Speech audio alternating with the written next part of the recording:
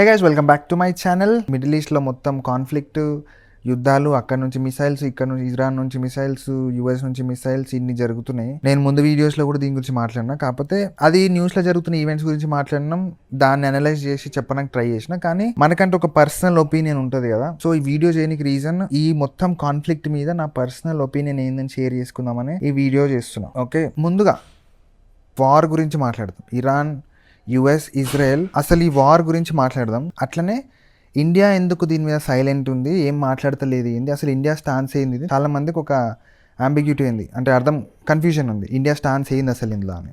దాని గురించి కూడా చెప్తా. ఫస్ట్, ఇరాన్ అనే ఒక అథారిటేరియన్ రెజీమ్ ఖామెనీ కింద ఉన్నదా, ఇప్పుడు లేరు, ఆయన చంపేశారు. కాబట్టి ఆ వ్యక్తి ఇరాన్లో ఒక నిరంకుశ పాలనతో రూల్ చేసిన అంటే అవును. అది ఏ లెవెల్లో ఉందంటే, ఇరాన్లో సపరేట్గా ఒక స్టేట్ స్పాన్సర్ డిపార్ట్మెంటే ఉండే. ఏం చేయనీకి, ఇరాన్లో ఉన్న విమెన్ ఎవరైతే ఉన్నారో వాళ్ళు హిజాబ్ వేసుకుంటున్నారా, వాళ్ళ డ్రెస్ ఎట్లుంది, వాళ్ళ హెయిర్ స్టైల్ ఎట్లుంది, వాళ్ళ పబ్లిక్లో ఎట్లా నడుస్తున్నారు, ఎట్లాంటి బట్టలు వేసుకుంటున్నారు, ఆ డిపార్ట్మెంట్ మొత్తం పనే అది. ఎవరైతే ఫాలో రూల్ ఇస్లామిక్ డ్రెస్సింగ్ లాగా లేదు అనే వాళ్ళని పట్టుకొని వాళ్ళ మీద ఫైన్స్ వేయడం, జైల్లో వేయడం, మోరల్ పాలిసింగ్ చేయడం, ఇది జరుగుతుందా అంటే ఇది జరుగుతుంది. ఆడ ఇది ట్రూ, ఇది జరిగింది. ఓకే, అంటే ఆడ విమెన్కి బేసిక్ రైట్ అంటుంది కదా, నాకు నచ్చిన డ్రెస్ వేసుకోవడమో లేదంటే నాకు నచ్చినట్టు ఉండడం మంచి, అది అలౌడ్ లేకుండే. దానికోసం ఇరాన్లో చాలా ప్రొటెస్ట్లు జరిగినాయి. ఇరాన్ రెజిమ్ ఇది చేసిందా అంటే అవును, ఖామెనీ ఇట్లాంటి రూల్స్ పెట్టిండు. ఇది మంచిదా అంటే కాదు. రెండోది, హిజ్బుల్లా, హూతీ రెబెల్స్, హమాస్, ఇట్లాంటి టెర్రరిస్ట్ ఆర్గనైజేషన్స్ కి ఇరాన్ అనేది ఫండింగ్ ఇచ్చిందా అంటే అవును, ఫండింగ్ ఇచ్చింది. ఎందుకు? ఇజ్రాయెల్ ని డిస్ట్రాయ్ చేయడానికి, అక్కడ ఉన్న ఇజ్రాయెల్ మీద అటాక్స్ చేయడానికి, వాళ్ళ మీద అట్రాసిటీస్ చేయడానికి, రిలీజియస్ రీజన్స్, పొలిటికల్ రీజన్స్ 100 ఉన్నాయి. చేసిందా అంటే అవును, చేసింది. ఇది కరెక్టా అంటే రాంగ్. ఇట్లాంటి రెజీమ్ ఉండడం కరెక్టా అంటే ఆబ్వియస్లీ రాంగ్, ఉండకూడదు. ఎందుకంటే ఇజ్రాయెల్ ఒక డెమోక్రసీ అల్టిమేట్లీ, ఇరాన్ అనేది ఒక నిరంకుశ పాలన. ఇప్పుడు అలా అని చెప్పి యుఎస్ ఒక సూపర్ పవర్, ఇజ్రాయెల్, ఈ 2 దేశాలు కలిసి ఇరాన్ మీద అక్కడున్న పొలిటికల్ సుప్రీం లీడర్, అక్కడున్న హెడ్ ఎవరైతే ఉన్నారో ఆయనని ఓవర్ నైట్ అటాక్ చేసి ఎలిమినేట్ చేయడం కరెక్టా అంటే, అది ఇవన్నీ ఇరాన్ గురించి తెలిసినప్పుడు అది చేయడం కరెక్టే అనిపిస్తుంది. కానీ యుఎన్ చార్టర్ ఏదైతే ఉందో అందులో ఆర్టికల్ 2 అందులో ఏముందంటే, నువ్వు ఒక స్టేట్లో ఉన్న పొలిటికల్ లీడర్ కానీ, పొలిటికల్ ఇండిపెండెన్సీ అంటారు ఒక దేశం, దాని మీద నువ్వు అటాక్ చేయలేవు. అది వయలేషన్, అది యుఎన్ చార్టర్ వయలేషన్. ఇది ఏదైతే యాక్ట్ యుఎస్ ఇంకా ఇజ్రాయెల్ చేసిందో అది యుఎన్ చార్టర్ వయలేషన్. అట్లా చేయొద్దు. ఇప్పుడు అట్లా చేసింది. ఎందుకు చేసింది? ఎందుకంటే ఇరాన్ అనేది 60% న్యూక్లియర్ ఎన్రిచ్మెంట్ రీచ్ అయింది. 90% రీచ్ అయితే వెపన్స్ గ్రేడ్ న్యూక్లియర్ ఏదైతే యురేనియం ఉందో వాళ్ళ చేతికి వస్తుంది, వాళ్ళు వెపన్స్ తయారు చేస్తారు. ఏ దేశం అయితే టెర్రరిస్ట్ ఆర్గనైజేషన్స్ కి ఫండింగ్ ఇస్తుందో అట్లాంటి దేశం చేతులకి న్యూక్లియర్ వెపన్స్ రాకూడదు అనే ఇంటెన్షన్ తో చేసింది. ఓకే, కానీ 60% ఎన్రిచ్మెంట్ రీచ్ అయిందని చెప్పి వీళ్ళు అటాక్ చేశారు కదా, అది చేయొచ్చా అంటే చేయకూడదు. నేను మాట్లాడుతుంటే కింద వీడు అరుస్తున్నాడు.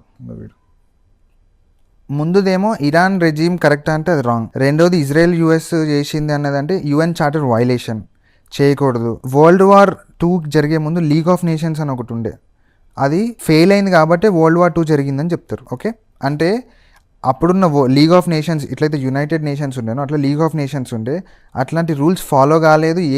ఏ దేశం దానికి ఇష్టం ఉన్నట్టు చేసుకుంది కాబట్టి వరల్డ్ వార్ 2 వాజ్ ఇన్ఎవిటబుల్, జరగాల్సి ఉంది. అది అన్ని ట్రీటీస్, రాసుకున్న ట్రీటీస్ని వయలేట్ చేసుకొని నచ్చినట్టు చేసేసి ఎవరి దేశం మీద అటాక్, జర్మనీ ఏమో పోలాండ్ మీద అటాక్ చేసేసింది, సూపర్ పవర్స్ యాబ్సెంట్ ఉండే, వరల్డ్ వార్ 2 జరిగింది. ఇప్పుడు మీరు యుఎన్ చార్టర్ రాసుకున్నారు కదా, రూల్స్ రాసుకున్నారు, దానికి మీరు సైన్ చేసారు ఉన్నప్పుడు ఇది ఫాలో అవ్వాలి కదా.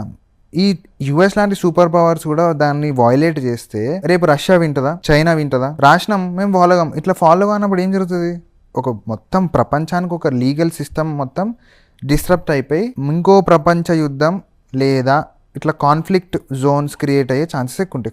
క్రైసిస్ జోన్స్ తయారైతాయి, ఎందుకంటే ఎవరు రూల్స్ ఫాలో కావట్లేరు ఇక్కడ. ఇంకో విషయం ఏంటంటే, ఇరాన్ ఒక న్యూక్లియర్ దేశం కాలేదు ఇంకా, అందుకే ఆ కాన్ఫిడెన్స్ తోనే మాక్సిమం డ్యామేజ్ ఏం చేసుకోగలుగుతారు వీళ్ళని చెప్పి యుఎస్ ఒక న్యూక్లియర్ పవర్ కంట్రీ ఇరాన్ మీద అటాక్ చేసేసింది. ఇదే మీకు రష్యాలో చూడనికి దొరుకుతుంది. రష్యా ఒక న్యూక్లియర్ పవర్ కంట్రీ, వాళ్ళు యూక్రెయిన్ మీద అటాక్ చేశారు బ్లేటెంట్ గా, 20% ల్యాండ్ కూడా ఆక్యుపై చేసేసుకున్నారు. యూక్రెయిన్ న్యూక్లియర్ కంట్రీ కాదు. ఓకే, మీరు ప్రపంచంలో ఈ ట్రెండ్ ఒకటి చూస్తే ఏంటంటే, ఏవైతే న్యూక్లియర్ వెపన్స్ తయారు ఉన్న కంట్రీ ఉన్నాయో, న్యూక్లియర్ వెపన్స్ ఉన్న కంట్రీ, అవి నాన్ న్యూక్లియర్ కంట్రీస్ ఏవైతే ఉన్నాయో వాటి మీద వాళ్ళకి ఇష్టం ఉన్నట్టు అటాక్ చేసుకుంటుంది. ఎందుకంటే వాళ్ళ దగ్గర డెటరెన్స్ లేదు. ఓకే, మీరు ఇట్లాంటి యుద్ధాలు చేసినప్పుడు ఒక క్లియర్ కట్ మెసేజ్ బయటకి ఏం పంపుతున్నారంటే న్యూక్లియర్ వెపన్స్ ఉండడం అనేది ఒక అల్టిమేట్ డెటరెన్స్ అన్నమాట. నీ దగ్గర అటామిక్ పవర్, ఆటం బాంబులు, అణుబాంబులు ఉంటే నీ దేశం మీద ఒకటి కన్నెత్తి కూడా చూడడు. ఎందుకంటే మొన్న ఆపరేషన్ సింధూర్ అయింది కదా, ఇండియా పాకిస్తాన్ మధ్య వార్ అయింది, చిన్నపాటి వార్. అప్పుడు ట్రంప్ ఏమన్నాడు, 2 న్యూక్లియర్ దేశాలు కొట్టుకోవడం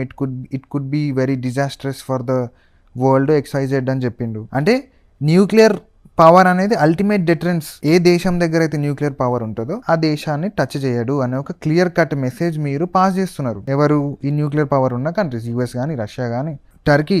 వాళ్ళు రీసెంట్గా టర్కీ చెప్పింది. టర్కీ ఏం చెప్పింది? మేము రీకన్సిడర్ చేస్తున్నాం, మేము నాన్ న్యూక్లియర్ ఉన్నాం కదా, న్యూక్లియర్ పాలసీని మేము రీకన్సిడర్ చేస్తున్నాం. అది నాటో కంట్రీయే అయినా కూడా. అట్లనే జర్మనీ చెప్పింది. ఇట్లా చాలా దేశాలు కన్సిడర్ చేస్తున్నాయి. ఇప్పుడు నార్త్ కొరియా ఉంది, ఎంత అది? ఇంత ఉంటుంది ఎలకల, ఇంత దేశం. దాన్ని ఒత్తేస్తే అసలు ఓవర్ సపోర్ట్ కూడా రాదు. కానీ దాన్ని ఏం చేయలేకపోతున్నారు. పొద్దున్న లేస్తే కిమ్ జాంగ్ ఉన్ యుఎస్కి వార్నింగ్ ఇస్తుంటాడు, నా న్యూక్స్ అన్ని US సైడే డైరెక్షన్, బటన్ నొక్కితే న్యూక్లియర్ బాంబ్ పేలుతుంది, US మీద అటాక్ చేసేస్తాను నేను అని చెప్తూ ఉంటాడు. ఓపెన్గా వార్నింగ్ ఇస్తుంటాడు. US ఆయన ఏం చేయలేకపోతుంది. ఎందుకు? నార్త్ కొరియా దగ్గర న్యూక్లియర్ వెపన్స్ ఉన్నాయి. ఇది ఒక clear cut message, ultimate deterrence. ఒక దేశానికి మీ సేఫ్టీని గ్యారంటీ ఇచ్చేది న్యూక్లియర్ వెపన్స్ అని ఒక క్లియర్ కట్ మెసేజ్ మీరు స్ప్రెడ్ చేస్తున్నారు. ఇది ఒక న్యూక్లియర్ రేస్ ప్రపంచంలో ఎవరు సీరియస్గా తీసుకోలేదు ఇన్ని రోజుల నుంచి. ఆ రేస్ని సీరియస్గా తీసుకొని ప్రతి దేశం న్యూక్లియర్ సైడ్ వెళ్ళాలని రీకన్సిడర్ చేసుకోవడానికి మీరు ఒక స్కోప్ ఇస్తున్నారు. ఇష్టం ఉన్నట్టు వీక్ దేశాల మీద అటాక్ చేసేసి US ఇంకా ఇజ్రాయెల్ గురించి చెప్తున్నా. ఖొమెనీ రెజీమ్ కరెక్టా? No, wrong. అలా అని చెప్పి ఇజ్రాయెల్ US అటాక్ చేయడం కరెక్టా? UN చార్టర్ వయలేషన్ అది. మూడోది, ఇట్లాంటి దేశాల మీద అటాక్ చేసి వీక్ కంట్రీస్ మీద మీకు ఇష్టారాజ్యంగా అటాక్ చేసినప్పుడు మీరు అన్ఇన్వైటెడ్ ఒక న్యూక్లియర్ రేస్ని మీరు క్రియేట్ చేస్తున్నారు, స్టార్ట్ చేసిరు. ఇప్పుడు చిన్న చిన్న దేశాలు ఆలోచిస్తే దాని గురించి.